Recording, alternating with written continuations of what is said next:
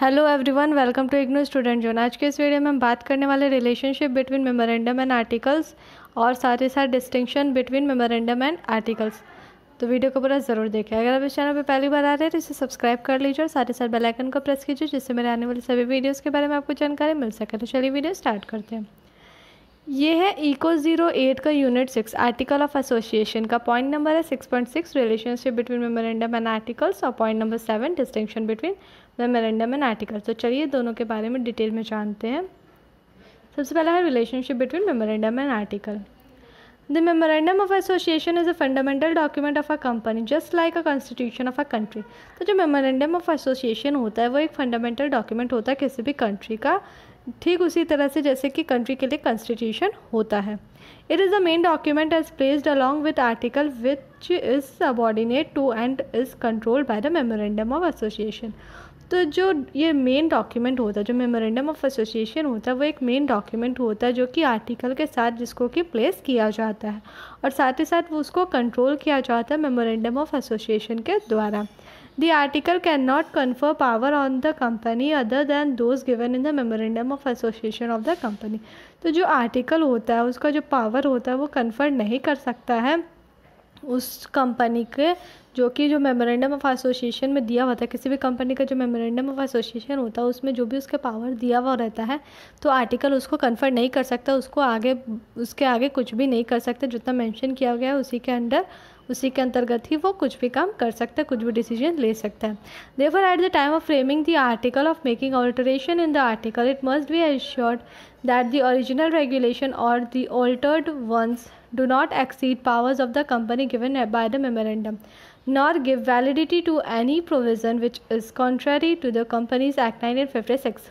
तो जो ये टाइम जब फ्रेम हुआ था, जो आर्टिकल का फ्रेमिंग का जो टाइम था या तो आर्टिकल के ऑल्टरेशन का जो टाइम होता है उसको ये इंश्योर किया जाता है कि जो ओरिजिनल जो रेगुलेशन होता है या जो ऑल्टर्ड रेगुलेशन होता है में जो चेंजेस किए गए हैं उसमें जो मेमोरेंडम में जो दिया हुआ है उसका पावर्स वो एक्सीड नहीं कर सकता है और ना ही उसमें कोई वैलिडिटी दे सकता है कोई भी प्रोविज़न का जो भी कंपनीज एक्ट 1956 के तहत दिया हुआ है.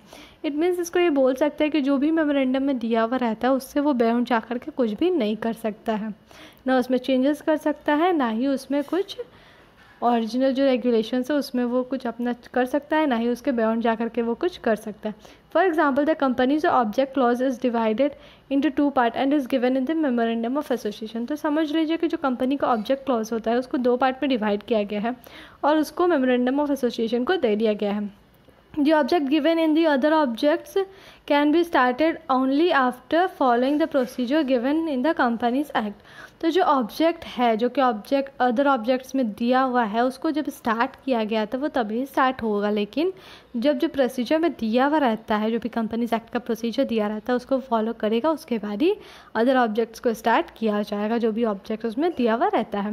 In such a situation the company can not make a provision in the article empowering the company to start business in the other objects clause along with the object given in the main object clause at the time when the company is incorporated. तो ये बोल सकते हैं कि ऐसा situation में क्या होगा कि कंपनी के पास ये सिचुएशन में आने के बाद कंपनी जो है वो प्रोविज़न नहीं बना सकता उस आर्टिकल का जो कि कंपनी एम्पावर करता है जो बिज़नेस स्टार्ट करता है उस समय के लिए, जो भी अदर ऑब्जेक्ट क्लॉज होता है और साथ ही साथ जो मेन ऑब्जेक्ट क्लॉज होता है उसके लिए जब कंपनी इनकॉर्पोरेटेड होता है उस टाइम पे. The memorandum is of interest to outsider who wish to deal with the company while the article are of the interest mainly to the share holders and directors. तो memorandum जो है वो outsider के interest के हिसाब से होता है जो कि कंपनी के साथ डील करना चाहते हैं, और जबकि आर्टिकल्स जो है वो शेयर होल्डर्स और डायरेक्टर्स के इंटरेस्ट के हिसाब से ही होता है. क्योंकि देखिए मेमोरेंडम जो है उसमें जो सारा दिया हुआ रहता है कि जो कंपनी के सारा चीज़ के बारे में उसमें दिया हुआ रहता है कि कंपनी उसके बियॉन्ड जाके कुछ नहीं कर सकता है. जितना मेमोरेंडम ऑफ एसोसिएशन में लिखा हुआ होगा उसी के अंतर्गत रह करके ही कंपनी अपना डिसीजन ले सकता है, अपना काम कर सकता है. बल्कि जो आर्टिकल ऑफ एसोसिएशन होता है, जो आर्टिकल होता है उसमें क्या होता है, उसमें कंपनी का सारा रूल्स एंड रेगुलेशंस लिखा हुआ होता है. तो मेनली ये शेयर होल्डर्स और डायरेक्टर्स के लिए ही होता है वो रूल्स एंड रेगुलेशंस. अब है distinction between memorandum and article. The following are the main points of distinction between memorandum and articles. Memorandum of association is the charter of the company. It lays down the scope and power of the company. तो जो memorandum होता है वो क्या करता है, कम जो scope होता है उसको ले डाउन कर देता है और साथ ही साथ पावर को भी जो भी कंपनी का होता है। In fact memorandum defines the area beyond which the action of the company can not दो। तो जो मेमोरेंडम होता है वो एरिया को डिफाइन करता है जिसके बाहर जाकर के कंपनी कोई भी काम नहीं कर सकता। Inside that area the share holders must may make such regulations for the governance of the company as they think fit. तो इसके अंतर्गत रह करके जो शेयर होल्डर्स है वो ऐसा रेगुलेशन ले सकते हैं गवर्न करने के लिए जो कंपनी के लिए, जो भी सही होगा उनके हिसाब से। वो जो सोचेंगे कि अगर सही है तो वो डिसीजन ले सकते हैं। Memorandum of association is a fundamental document. Article of association are subordinate to and are control by the memorandum of association. तो जो आर्टिकल ऑफ एसोसिएशन होता है वो सबऑर्डिनेट होता है और उसको कंट्रोल किया जाता है मेमोरेंडम ऑफ एसोसिएशन के द्वारा। The purpose of memorandum is two fold. तो सबसे पहला है to tell the intending purchase of shares, the scope of the activities of the company and the object on which his money will be invested। तो इसका मतलब ये होता है कि जो परचेज़र है जो लेना चाहते हैं कंपनी के शेयर को, तो उसका क्या हो जाता है कि कंपनी के एक्टिविटीज़ में एक स्कोप आ जाता है और साथ ही साथ जो ऑब्जेक्ट होता है जिससे कि थ्रू क्या होता है जो परचेज़र होते हैं वो कंपनी में पैसा इन्वेस्ट करते हैं। अगर वो शेयर खरीदेंगे तो उसका मतलब यही होता है ना कि कंपनी में वो अपना इन्वेस्ट करना चाहते हैं। To tell those who deal with the company as to what the object of the company are so as to enable them to enter into only those contract with the company which are not ultra wires। तो ये भी बोला जाता है इसमें कि जो deal करते हैं कंपनी के साथ उस ऑब्जेक्ट के लिए, जो भी ऑब्जेक्ट्स होता है कंपनी का, वो इस तरह से उसको इनेबल करता है ताकि वो एंटर कर सके उस कॉन्ट्रैक्ट में कंपनी के साथ, लेकिन वो अल्ट्रा वायरस नहीं होना चाहिए। The purpose of the article of association is to provide rules and regulations for the internal management of the company. तो जो पर्पस होता है आर्टिकल ऑफ एसोसिएशन का वो रूल्स एंड रेगुलेशंस प्रोवाइड करता है इंटरनल मैनेजमेंट के लिए कोई भी कंपनी का। Thus the company is not bound to an outsider but it is bound to the member by whatever is contained in its article of association. तो जो company होता है वो आउटसाइडर के लिए कोई भी तरह का बॉन्ड नहीं है, किसी भी तरह का वो जवाबदारी या कुछ लेता नहीं है, पर वो उसके मेंबर्स के जो कंपनी के मेंबर्स है उसके लिए वो बॉन्ड है जो भी उस आर्टिकल ऑफ एसोसिएशन में लिखा हुआ है उसके through. Article of association is the basis of a contract between the company and its member. तो जो आर्टिकल ऑफ एसोसिएशन होता है वो एक बेसिस होता है कॉन्ट्रैक्ट का जो भी कंपनी है उसके और उसके जो मेंबर्स है उसके बीच का। Memorandum of association generally defines the relationship between the company and outsider.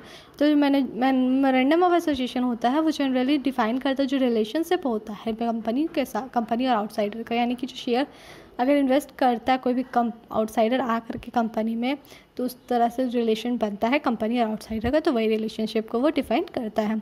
Next, a public company limited by shares need not frame its own article of association to. तो जो पब्लिक कंपनी होता है जो कि limited होता है share से, वो फ्रेम नहीं करता अपना खुद का आर्टिकल ऑफ एसोसिएशन को। इट में adopt table A as its article but every company without exception must prepare its own memorandum of association. तो वो इस केस में टेबल ए फॉलो करेगा, अडॉप्ट करेगा आर्टिकल का, पर जितने भी कंपनी होते हैं सारे कंपनी जो है वो ऐसा नहीं करते, वो एक्सेप्शन नहीं करते हैं, मतलब बिना एक्सेप्शन के करते हैं और साथ ही साथ वो अपना खुद का मेमोरेंडम ऑफ एसोसिएशन भी बना लेते हैं। मीन्स यहाँ पे ये बोला गया है कि आर्टिकल ऑफ एसोसिएशन हर कोई अपना नहीं बना सकता है, पर मेमोरेंडम ऑफ एसोसिएशन हर कोई अपना बना सकता है। The clause of the memorandum can not be easily alter. तो जो मेमोरेंडम का क्लॉजेस होता है उसको ईजिली अल्टर नहीं किया जाता है, ईजिली चेंज वो नहीं कर सकते। The company has to follow the strict procedure for the alteration of its clauses. तो जो कंपनी होता है उसको स्ट्रिक्ट प्रोसीजर फॉलो करना पड़ता है क्लॉज को अल्टर करने के लिए, क्लॉजेस में चेंज लाने के लिए। In some cases alteration requires the approval of the company law board of the court. तो कुछ केसेस में क्या होता है, ऑल्टरेशन के लिए कंपनी लॉ बोर्ड या फिर कोर्ट का अप्रूवल का भी ज़रूरत पड़ता है।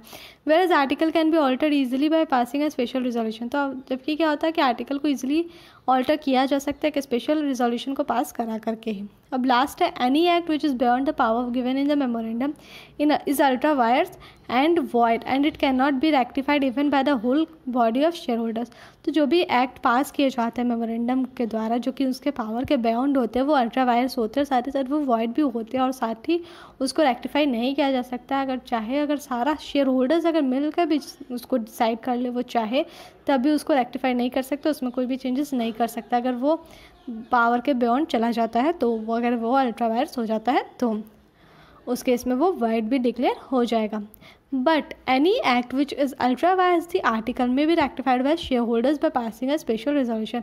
पर अगर कोई भी आर्टिकल अगर अल्ट्रा वायरस हो जाता है तो उसको शेयर होल्डर्स ईजिली रेक्टिफाई कर सकते हैं, बस उनको एक स्पेशल रेजोल्यूशन को पास कराने की ज़रूरत होती है। उसके अलावा उसमें चेंजेस कर सकते, रेक्टिफाई कर सकते हैं उसको। तो ये था 7 distinction between memorandum and articles. I hope आपको सारे पॉइंट्स क्लियर हो गए होंगे। वीडियो कैसा लगा कमेंट करके बताएं। वीडियो को बार बार देखें ताकि आपको सारे पॉइंट्स ईजिली समझ में आ सके और अच्छी तरह से समझ में आ सके। तो वीडियो को पूरा ज़रूर देखें और बार बार देखें। वीडियो को पूरा देखने के लिए थैंक यू।